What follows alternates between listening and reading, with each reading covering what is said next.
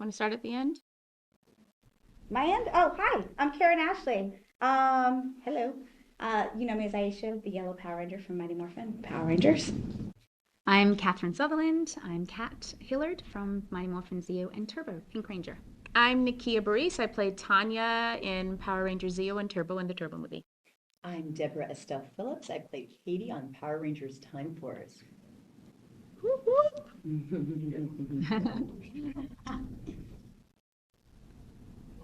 all actually have kids. Any of your kids actually kind of give you like this joke when you were you did kind of like give you crap for being Power Rangers. It's just kind of like that, whatever. Yes, until their friends, they realized some of their friends liked it, and then now it's cool. Oh. Yeah. So, yeah, I heard my son actually, my son's 13, and I heard him on chatting to his friends the other day, and he's like, yeah, my mom's the Pink Power Ranger. And I'm like, 20 something years ago. Yo, that's funny. Yeah, it's funny. Yeah.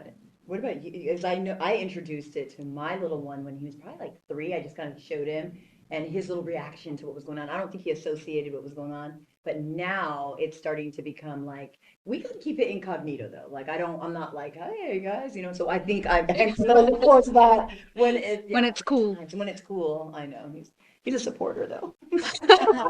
How old is your son? He's 8. He's 8. Yeah. Oh my gosh, I know, that right? flew. Yeah, he was a baby when you guys saw him. And he loves you guys Yes. so much. Now he's getting it. He's a total Mighty Morphin. Yeah, I'm like, okay. And he's like, but mom, I do love time. He likes Asian guys. He kept it on. I go, you know what? I do too. So it's all good. Yeah. My boy said, I remember I had gone to my first con overseas and I had had a discussion. My boys were probably, they were 5, 6 years younger then. Now they're 18 and 21. But they told me that I wasn't a superhero. And I had have an argument with like an 8-year-old. I'm a super because he was like, no, Spider-Man is, because he was You weren't 9. on the level. Yeah, I wasn't on the level, but You I knew what remember. he liked. Yeah. Don't spin webs. Yes, I wasn't spinning webs and stuff, but I remember being at this con and I was telling the audience, I was like, yes, and we were recording it. And I said, so guys, and it was a video, and I was like, so guys, am I a superhero? Am I considered a superhero? Because my son said I'm not. And they were like, yes, you are. So they all yelled. Yes. And I showed my son, I was like, now take You're that. right. That is right. Yes. Well, they're believers now. They better. Great question. So, as far as being an owners of the convention, like if somebody was actually trying to go out and start one, what would you coach them into doing? Oh my gosh. I would say plan, plan, plan. Give yourself time because the first year we wanted to get a show off in 2019, but we only had about 8 months and we literally had to work our butts off just to get it up and going in 8 months. I would say give yourself time. I think the show, I mean, if you were here the first time, it really grew since then. And I think what it was, COVID honestly was a blessing because we had 2 years to promote the show. We didn't ask for that, but we ended up having 2 years. And it doesn't hurt that we are friends with Power Rangers. We are friends with people like Chris Sabat and people that are very connected in the Comic Con industry. But I would say plan, plan, plan. Get some solid people around you. And there have been times we had friends that were helping us, and we had to let go of our friends because this is a business. You have to run the business properly. And what we wanted was for our friends to come, but to have the same experience that they have at all the other big shows. And we didn't want it to be like, oh, I'm just going to go do my friend's show, but they actually get treated like guests. They get everything they ask for, and they have a good time. Dom Perignon. You didn't get your Dom And my Ferrari. that What the was heck? a little excessive. That was like diva list. I actually think that they do an even better job because they've been guests at cons. They know what the guests want and they know how it runs, what works and what doesn't work. And so I'm very proud. Oh, Very proud. thank you. I have to say, I don't do many of these, and I can't stop raving about my experience here. This has been absolutely incredible. Like, the people that have gone before you, they laid that foundation down, like, and then some, because it is incredible. I'm like, Okay, like I haven't done many of this, but now I'm like, okay, I don't know. This is setting the bar. Oh, I'm just saying. Now you know what to ask for. Yeah. you Right, know, Kat? I know. Let's go. I Right. have to piggyback on what Karen was saying. Number one is having a team because when we did our first year, woo! We're I partners. remember going upstairs and I couldn't even know my name. And Kat was trying to have a conversation with me. I was like, I'm so tired. I can't even. We were doing 50 million things and just trying to get the show off the road. And she had brought up such a good point. She was like, we need an Atlanta team because we're both in Los Angeles Yeah. and Mikey lives in Orlando. We're like, Yeah. we have a con in Atlanta. We ain't got no Atlanta people. So that was one of The main the goals main this year. goals Yeah. was to get an Atlanta team. So Yeah. wherever my advice for anyone that wants to start a con is get a team that is based in the city that you are because they're going to know a little bit more, Yeah. you know. And then I love that yesterday I happened to be at the because Karen and Ken are doing pretty much the guest relations. I do like the contracts and so forth. We all have different assignments. Yeah. But I happened to be at the front desk when one of our anime guests were coming. And one thing that because what we like when we go to a con is we like to have our information in a packet and our per diem. We don't want to chase down the promoter for our per diem. Okay? Yeah. Because we have been to many where I'm like texting them, it's day 3, I'm about to get on the plane. Can I get my money? I mean, I've been paying for myself the whole time. You promised me. But we handed our guest the packet and she was like, Wow. I don't think I've ever gotten my per diem as soon as I arrived. Thank you. Yeah. We just try to. Yeah, So you wait, shed they a were tear. waiting for us, like, I was like, little envelope. What? and if they gave us Yeah, presents, they even I gave can't us a even. bag You of guys are presents. amazing. I felt so, yeah, like, Yeah. wow. Yeah. Oh, Yeah. that's the thing. We want people to feel special, and we want them to feel like, yeah, we're doing each other a favor. You're coming to our show, and we're putting on a show. But we also wanted them to not feel like they were just our homies. You know, Yes. like this is our friends, So professional. but they're also professional. professional actors who do Comic Cons, and everything we like with the Comic Con, we make sure happens, and everything we don't like, we try to change so that you have the best time. So. Yeah. Yeah, so it's like any other business. I always say it's all about the business and you just have to run your business properly. Yep, absolutely. Try to at least. Yes. I just love how you all take care of each other. Oh. That speaks about the leadership, but also speaks a lot about women being the future of things. Oh, yeah. Yes. Who runs the world? Girls. Who runs the world? Girls. Sorry. You know, we've been around structure, we don't hear this type of conversation. Yeah. Versus somebody never having a common experience. Oh. Like it's great. Yeah, and I have had that experience, but I'm telling you, I almost retired because of some of those experiences. Yeah. Bad. So I was just like, wait, what? And it's so funny because I was actually done. And when Nakia hit me up, I was like in the process of telling, well, I'm kind of done. But then I thought, like, wait a minute, these are my girls. Wait, what am I saying? And then it just from there. We're planning another city in our minds. I'm telling you, Yeah. this has been amazing. So I know, like, and I'm so glad I get to like tell you guys this like in person because that's all I've been thinking since I've been here. Is like, wow, I'm so impressed. Yeah. I'm so proud of you guys. Like, oh, Thank you. like Yeah. thank you. Like I'm like, yeah, okay. You know, because like to just make to come and to see these folks that I haven't seen in years. You made this happen for them, for me. Like I'm so grateful. So they're amazing. Yay. Oh, we know who you guys love, so we're like trying to bring the Power Rangers love.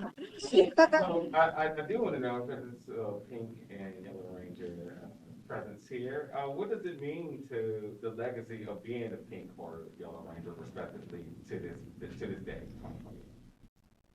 Oh my gosh, that's a good That is a question. very deep. I always give it up to Twee because she got the party started, her and Amy Jo. But I think it's really cool because you guys know Power Rangers was the majority of the team was boys, but it was never written to where the girls were less than the boys. And so I really felt like that is like kind of the underlying message, and we kind of help facilitate that we were all kind of equal on the team and everybody, we all had to come, we all had to be the leader at some point. And I just feel like that carries over in life. So for us, it's just really cool to meet all of you. And then it's funny because like when we first met you, you were little, and now all of you are taller than us. But I love that you got that exposure at such a young age, just women, doing things, So I'm glad Power Rangers was like that. It was progressive, and we were a part of it. Yeah, absolutely. Well said. I love that we were a staple for a lot of younger kids that could see themselves represented on television. Whether you were in the yellow suit or you were in the pink suit, they had an opportunity to say, Mommy, Daddy, look, she looks like me. She looks like me. I could do that. We have gotten, I'm sure each and every single one of us have gotten women coming to our table saying, I did this because of you. I saw you and I was inspired. It was because of you that I was like, I know that I can do it. So I just feel like we make a statement and to continue to do the best out in public and be the public, because once a Power Ranger, always a Power Ranger. And so when we're in a different world, at a different city, in a different location, we're still representing the brand in a sense. And I just feel like people are still looking up to us, and so we try to do our best to be the best examples possible. It's the role of a lifetime, literally. It's Yeah. like role models for life, It's true. True. Yeah.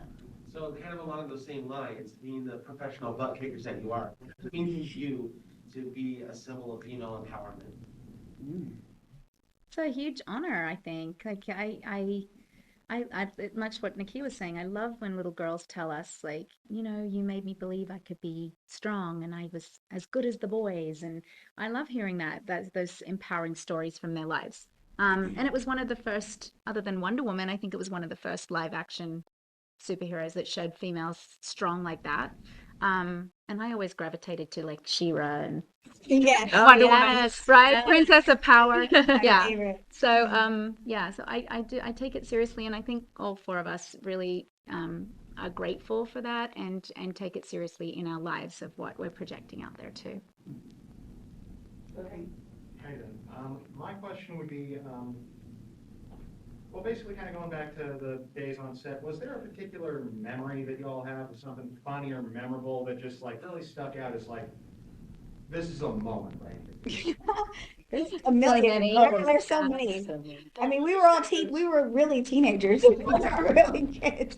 Yeah, no, there's so many. I mean, I think for me, some of the best memories I have is when we went to Australia to do the movie, because we really didn't know each other. We were, we got the part on the show, and we probably worked about a month, and then we went to Australia to shoot the movie, and we were literally there stuck for 6 months, and so for us, it was honestly the time that we actually became friends and actually got to know each other. And when you're in a country you don't know, and we couldn't, I mean, we didn't have cars, because it was like they would drive us around everywhere. And so you're kind of just, you just become friends. And I always have my fondest memories kind of date back to that, and I think that those memories, we don't really have, like, people always say, oh, what's a funny prank or what's a funny moment on an episode? And I was like, well, I really didn't watch the episodes. It was more the personal moments that meant more to me. Yeah. Yeah. Yeah, it's really hard to narrow down. There's so many, but like she's saying, it was a lot of the time that we were between, scenes and stuff, that we were doing goofy things. Who we worked with. Yeah, playing stupid pranks. Balls. Yes, yes. Well, one thing that was fun was when we were doing the Turbo movie, Johnny. Oh, Jordan, excuse me one moment. Moment, please. You guys interrupting me these days. So we were shooting the Turbo movie, and we were down. We were doing the Ghost Galleon scenes, and there was a lot of wait time with the boat and getting it set up, because it wasn't really a set. It was a boat that was. They had to do a lot of stuff to prepare us for going on it, and it was nighttime, and it was eerie, and there was fog, and Jason, Frank, and Johnny had old Super 8 cameras. And they were like, let's make a horror movie.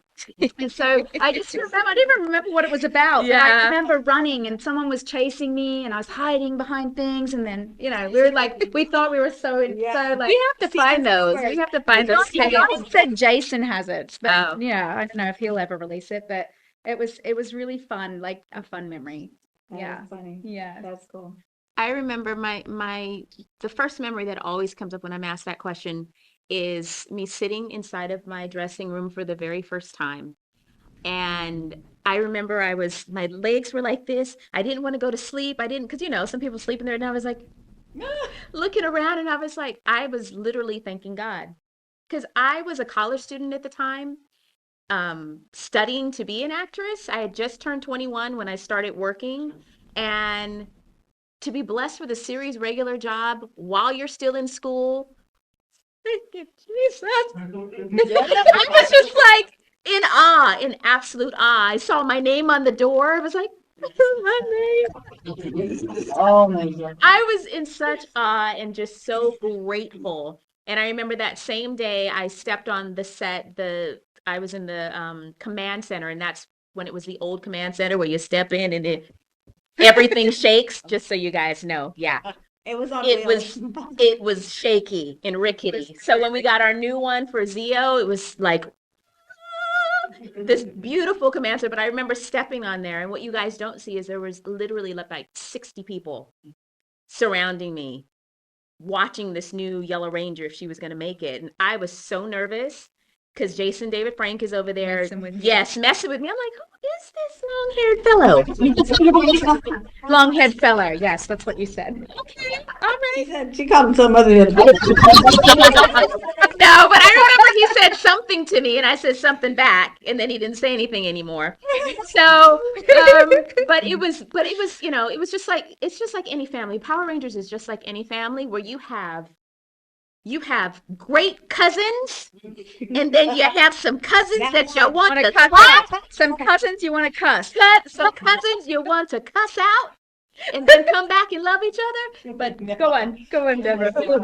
Wow, I know. Like, I'm just trying to think of like one. Oh, I do have one memory where, oh gosh, this was towards the beginning. We had the moment. I don't know if you remember the scene where we are trying to determine whether or not Wes has the DNA of Alex. And so we are in this like we have no clock tower at this point. So we're like in this area, and there's like this, there's a lot of like boxes and crates around.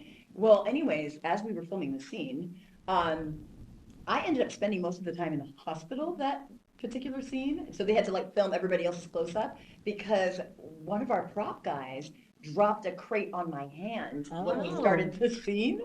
And my head was turned, so it was like bam. And this guy was kind of known to like be a little bit Clumsy. You said it, right? I didn't want to be the one to say it, but yeah. And so I was like, oh, no, it was all dramatic. And they're like, oh, you know how they are, like, okay, that's it. Take her to like, it was just like this whole dramatic thing. It was just like my finger. But for whatever reason, I was limping away. and they'll remind me, Michael will be like, remember when you were like, I'm like, Dora, why were you limping? I'm like, I don't know.